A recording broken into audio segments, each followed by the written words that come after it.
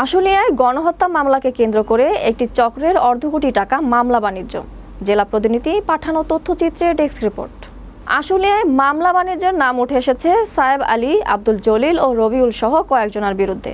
তারা বলেছে তারা নাকি সাধারণ মানুষ, ব্যবসায়ী। তাদের বিরুদ্ধে আরও অভিযোগ রয়েছে যে এই সিন্ডিকেট সাংবাদিকদেরও জিম্মি করে লাখ লাখ টাকা হাতিয়ে নিচ্ছে। অভিযোগ আছে ফেসবুকের ভুয়া আইডি, স্বৈরাচার মুক্ত, সুবিধাবাদী বিরোধী এক্সপ্রেস ব্যবহার করে এই সিন্ডিকেট চাপ সৃষ্টি করছে সাংবাদিক সহ সাধারণ মানুষকে।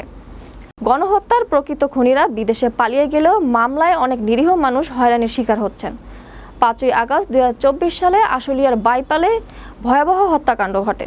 2 পুলিশ সদস্যকে ধরে এনে হত্যা করা হয় এবং লাশ ঝুলিয়ে রাখা হয় ওভারব্রিজে। ছাত্র জনতার 6টি লাশ গুম করতে গিয়ে পুলিশের ভ্যানে আগুনে পোড়ানো হয়। এই ঘটনা ঘিরেই সাভার আশুলিয়া শুরু হয় মামলা ও গ্রেফতারের ধারা। গণহত্যার মতো সংবেদনশীল মামলাকে ব্যবসায় পরিণত করার অভিযোগ জনমনে ক্ষোভ তৈরি করেছে। প্রকৃত খুনিরা বাইরে থাকলেও মামলাবাজরা সাধারণ মানুষকে ফাঁসিয়ে টাকা আদায় করছে বলে অভিযোগ উঠেছে। মামলা বাণিজ্য আরো কারা করছে তদন্ত চলছে বলে আশুলিয়া থানা পুলিশ জানান। এখন উনি ওই যে বললাম সাংবাদিক, এখন আমাকে দেয় 5,000 6,000 এরম করে দেয়, বলে এই দিয়ে নাও বাজারঘাট করি না, তোমার স্বামী অসুস্থ, চলতে অসুবিধা হয়, এরা নিয়ে ইয়ে করো। এ পর্যন্ত কয়জনের নাম কাটানো হয়েছে? অনেক জনের নাম কাটা হয়েছে, প্রায় 22-25 জনের নাম। মেডিকেলে ছিলাম 1 মাস 18 দিন।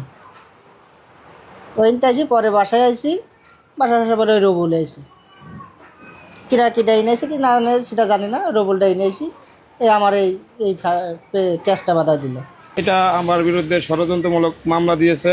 এই মামলাটা যেসব হয় এই সময় আমি আমার ব্যক্তিগত কাজে আমার বাড়িতে ছিলাম বরিশাল, আইসা শুনি আমার নামে এই মিথ্যা মামলা দিচ্ছে। আমার এই চোখটা সার্জারি করা, আমার এই চোখটা কিন্তু এখন আমি চোখে দেখি না। যাই হোক, আমি বাংলাদেশে 9 তারিখে আসি, আইসা পরে এই মামলাটা তানিয়া বাদী মামলাটা করে। আমি এই মামলার বাদীর পিছনে নাম্বার আছে, ওই নাম্বারে রিং দেওয়ার পরে এই বাদীর সাথে আমি যোগাযোগ করি। যোগাযোগ করার পরে বাদী বললো যে ভাই আমি তো আপনাদের নামে মামলা দিইনি। কে দিছে? রবিউলকে কয় উনি একটা সাংবাদিক। পরে উনির সাথে যোগাযোগ করলাম, পরে বললো ভাই আপনি যে বিএমপি করেন আমরা তো জানি, কিন্তু নামটা তো হয়ে গেছে, আপনি কিছু টাকা পয়সা দিলে আমি রেহাইরা দিব।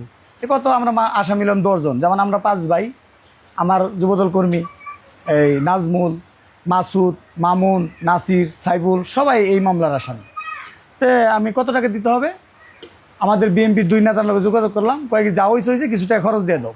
পরে আমি রবিউলকে প্রথমে 60,000 টাকা দিই। 60,000 দেওয়ার পরে উনি আমাকে এই মামলাটা দিতে বাদ দিয়ে সাইরে দিব। এই মামলা আজ পর্যন্ত এই মামলা আমার সেরে দেয় না।